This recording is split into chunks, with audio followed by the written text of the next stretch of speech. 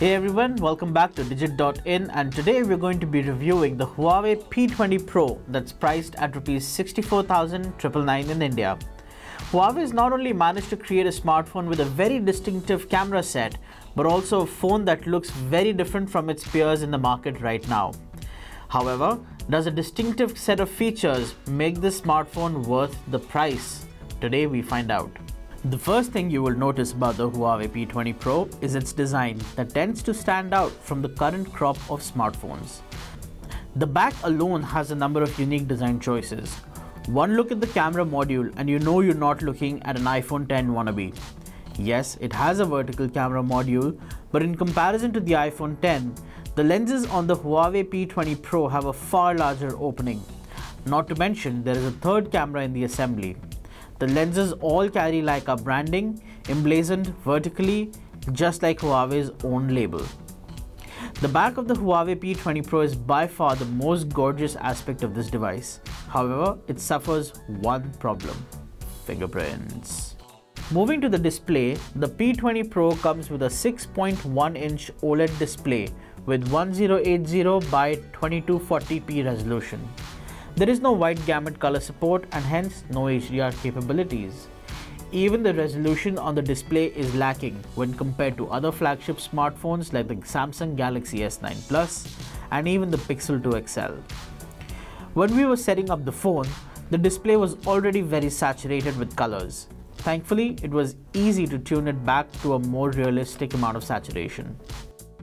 So the notch has been a very controversial topic in smartphone design choice lately, so Huawei has been kind enough to give us a way to hide the notch. It's a software feature which, when enabled, creates a black band across the top of the phone, so it hides the notch in a way.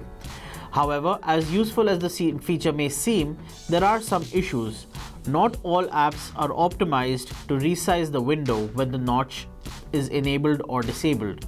Instagram, for example, will always have its top part of the app hidden whether you have the notch enabled or disabled.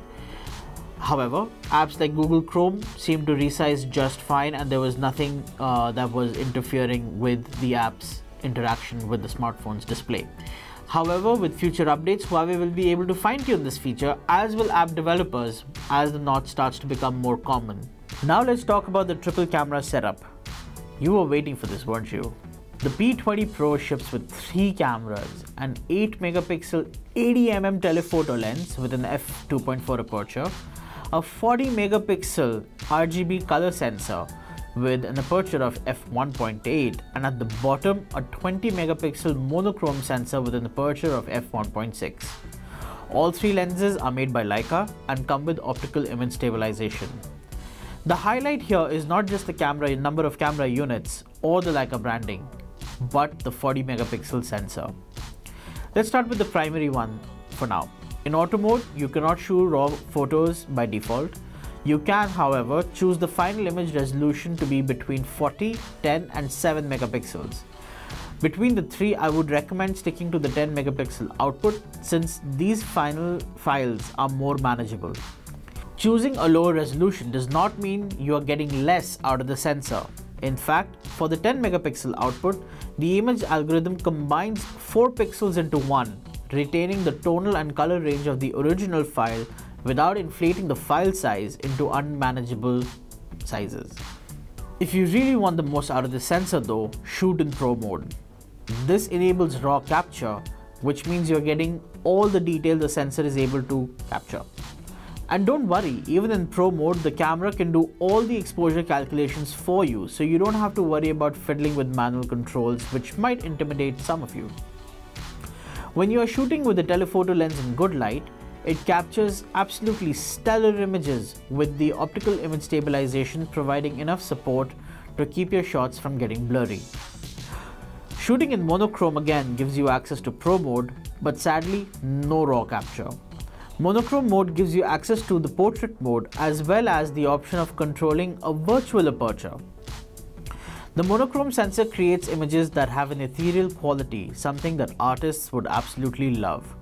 What would have made the monochrome sensor even better is if Huawei had baked in color filters.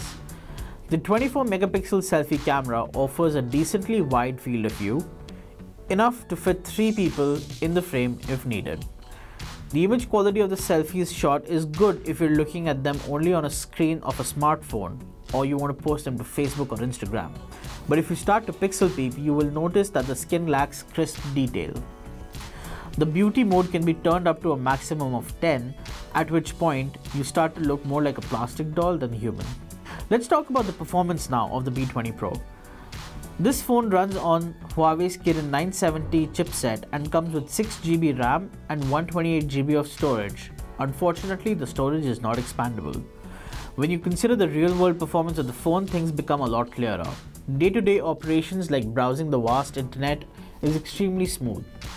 There are no issues with scrolling through long pages, and neither is there any hiccups in app switching. Gaming performance does falter at times. However, since this is running a pre-build of the operating system, Huawei tells us that this should get ironed out with the next update. The P20 Pro ships with EMUI 8.1 layered over Android 8.1 Oreo right out of the box. For those who are used to stock Android, EMUI will take a little time getting used to. The Huawei P20 Pro also has a 4000 mAh battery which supports Huawei's Supercharge. However, a supercharger is not bundled in the box itself and must be bought separately, but the charger inside the box is capable of fast charge.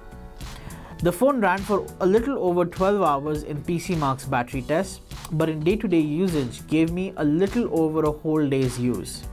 The phone would get unplugged every morning at 8 and required charging the next day around 11 AM. So let's finally answer the question, should you buy the Huawei P20 Pro? And the simple answer to that is, if you're a camera buff, yes. This smartphone offers not only the most camera setup in any smartphone in the market today, but also the most powerful one. It delivers on every promise of imaging performance that it has made. It is also one of the most unique looking smartphones out there. People will recognize that you're holding the P20 Pro from across the room. The performance of the phone is also at par with most flagships. However, I did face some issues while playing 2 particular games. Huawei says that this particular unit was not running the final version of EMUI and that an OTA should fix any software bugs I have faced in using this phone. Those bugs are mentioned in the review in full, so you could always just look them up. Now, the question is this worthy of being part of the elite flagship club? In short, yes. Do not discount this phone just because it's a Huawei product. It is every bit a flagship that you would expect and every bit worth the money that you're spending on this. So what did you guys think about this review? If you liked it, please leave us a comment down below. And don't forget to like and subscribe to our page. Thank you guys for watching.